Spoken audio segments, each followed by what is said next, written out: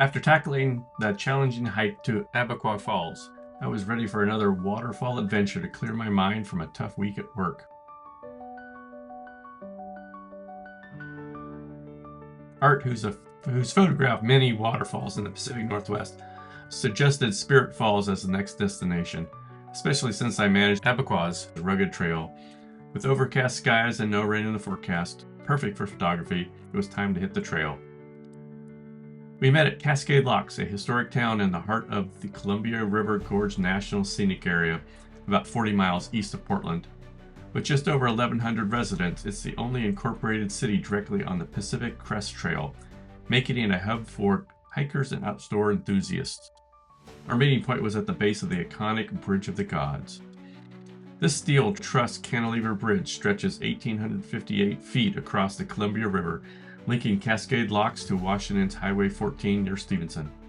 Built in 1926, it's the third oldest bridge on the river and was raised 44 feet in 1938 to accommodate the Bonneville Dam's rising waters. The name comes from a Klickitat tribe legend about the Bonneville landslide, which formed a natural dam across the river around 1100 AD. This massive land bridge, up to 300 feet high and 3.5 miles long, created an inland sea in Washington, Oregon, and Idaho until the river broke through, forming the Cascade Rapids, which was later submerged by the dam in 1938. It's a bridge steeped in history and engineering marvel.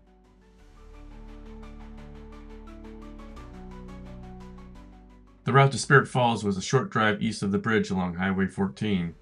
The trailhead, unmarked but accessible, is just off Cook Underwood Road, with a small staging area for parking. That'd be a fun place to float out with a kayak after you just conquered that. After you just crapped your little, your your little drawers. You could clean your kayak out from the whole trip down the river. Bet it can.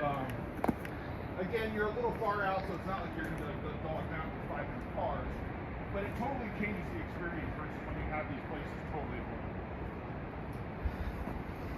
You probably get a good view up here. The trail lies on public land managed by the Little White Salmon National Fish Hatchery, so we packed our gear, ready to spend time near the falls.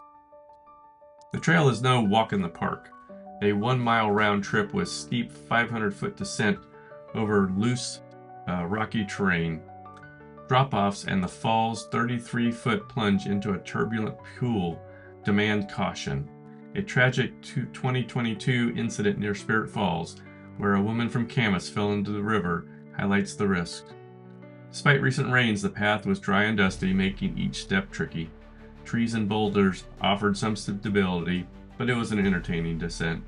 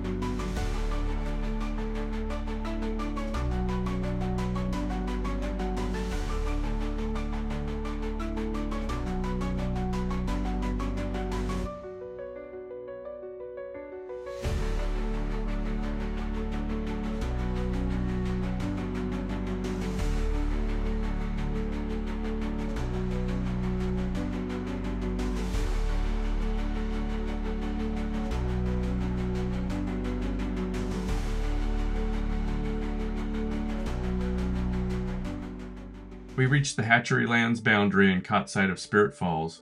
This 33-foot waterfall set in a narrow moss-covered canyon is stunning, a powerful drop into a turquoise pool.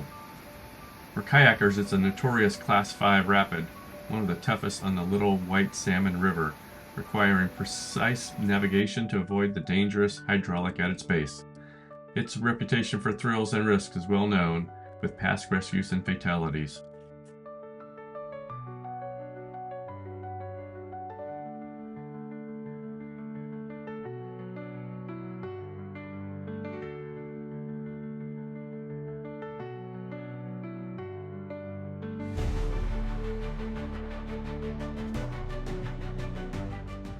While taking in the falls, I was surprised by a group of kayakers navigating the bypass trail, carrying their kayaks on their shoulders. The trail's difficulty didn't faze them, and nod to their skill and youth.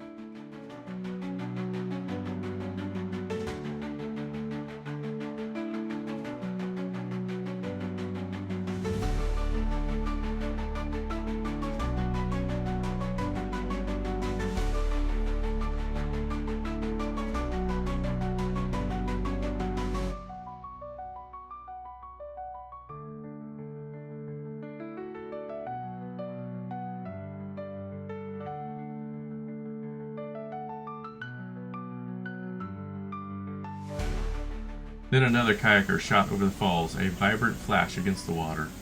Art quickly grabbed his phone, capturing the paddler landing in the pool below.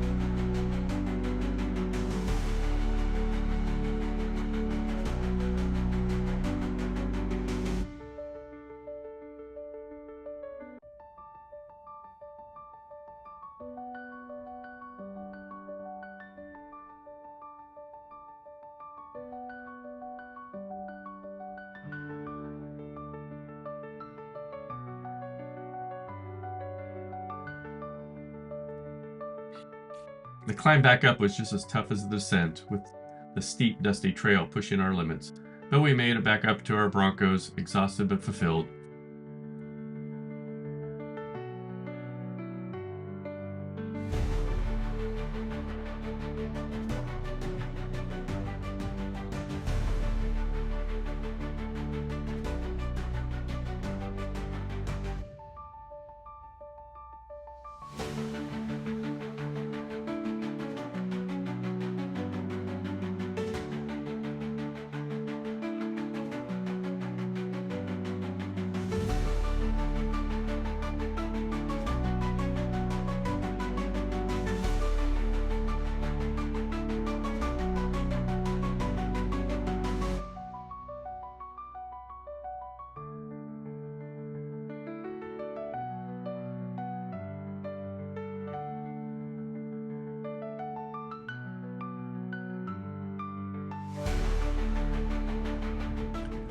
With the afternoon still open, we decided to explore more. We drove up Oklahoma Road, turned onto NF 66 north of Willard, and wound through the Gifford Pinchot National Forest on NF 68. We passed Goat Point, Grassy Knoll, and Gobbler's Knob, although this Gobbler's Knob was underwhelming compared to the one in the Tillamook Forest. The forest's tranquility was a perfect complement to the day's adventure.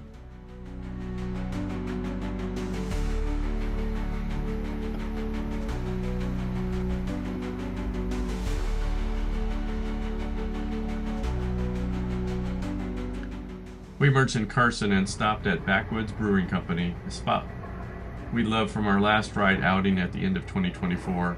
The food and craft beer were outstanding, as always, and a great way to wrap up the day. Exploring places like Spirit Falls with the raw beauty and deep history is why I love these trips. I'm already excited to see where the summer of 2025 takes us.